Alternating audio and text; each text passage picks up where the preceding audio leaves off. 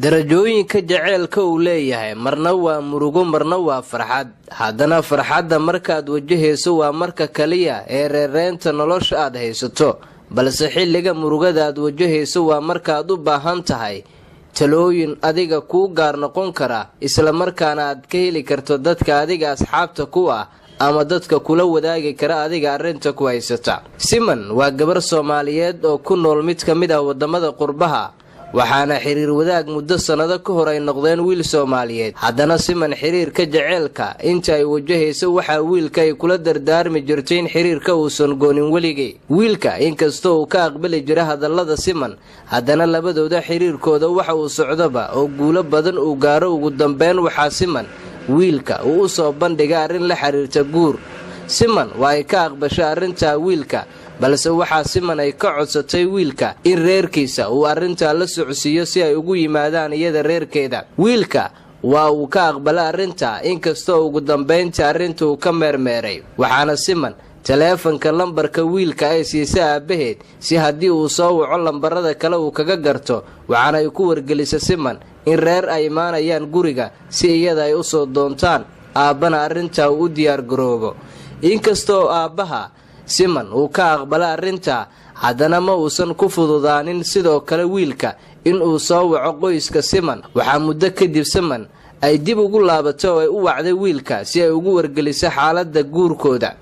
waxaa wiilka uu ka meermeeray in guriga gabadha ay soo aadaan ehelkiisa si ay loo doonto Siman, laakiin Siman culayska badan ee haystay iyada waxa uu ahaa mid aan quluubteeda ka degeen, maxaa yeelay aabaheed iyo hooyadeed iyo ehelkeedaba waxay ku wargelisay in lasoo doonanayo. haddana guriga maalmo iyo bil wax ku dhowba cid soo gasha ma aysan jirin oo marti ka duwan oo iyada u socoto ahayd. Siman waxaa wiilka mar kale ay hordhigto aboowe, aawa ballantii aad iga qaaday iyo reerka imaanaya xaafadeenna. waxaana wiilka jawaab ahaan ugu dhiga abbaayo hadda reerkeenna aniga diyaar uma aha inay imaadaan xaggeenna, balse wax kasta waxaan jecelahay inay ku ilaadaan si hoose.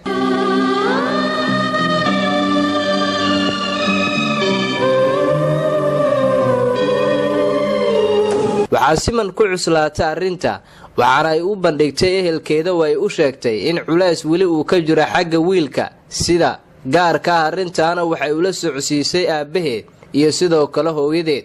waxaa Siman aabaheed u sheegay in arrintan ay ka jiifato oo ay iska dhaafto wiilkan maadaama uu meermeerinayo, balse gabadha ma aysan u dulqaadan karin culeysyada hadal ee kaga imaanaya wiilka maadaama isbeddel ay ku arkaysa xaggiisa. hooyada Siman ayaa dardaaran waxay u jeedisay gabadheeda, waxayna ku tiri hooyo, aniga inaad isoo raacdo oo aad hadalladeeda yeesho iyo in wiilkaas toos aad isugu dhiibto, labada mid inoo yeel. Siman oo xaalku uu ku cakiran yahay waxay ogolaatay in hooyadeed ay qaadato hadallada ka soo yeeraya ee ku aadan in xaggeeda aysan ka fogaan. waxaa Siman wiilka ay u sheegtay in xiriirka jaceylka haddii dhab uu ka yahay inta waalidkeed ay ka qancayaan in uu sugo kadibna uu soo doonto, balse wiilka waxa uu sheegay Siman in xiisihii jaceylka uu ka ilaaday, isla markaana hadda doonasho uusan geli karin, iskana ilowda wax kasta uu dhex maray. Siman waa ay ku adkaatay arrinta, maxaa yeelay habeen iyo maalin indhaheeda ilmo ayaa ka da'aysay. marna waxay isku madadaali jirtay dhegaysiga heesaha jaceylka, marna qolkeeda ayay si gaar ah isugu soo xiri jirtay iyadoo ilmeynaysa. culeysyada jaceyl uu baxayay Siman waxaa ugu dambeyn ay go'aansatay in wiilka gebi ahaantiisaba isaga harto. inkastoo goynta xiriirka ay adkaan karto, haddana ruux ku ciqaabaya sidaad u ilowdo way adag tahay, inkastoo danta ay kugu qasbayso arrinka.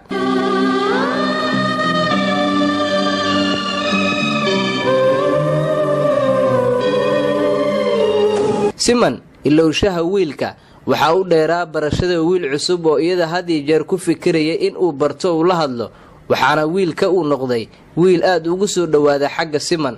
waa kan cusube xiriir jaceyl ayuu u soo bandhigay maalmo kadib, waxaana muddo ku dhow bil xiriirkii Siman hore wiilka ay ula lahayd u dhaafsiisnaa xiriirka cusub ee wiilkan ee ku soo biiray nolosheeda uu u soo bandhigtay. Siman way ku adag tahay sida uu aqbasho xiriir jaceyl oo cusub, maxaa yeelay kii hore oo aamini weysay.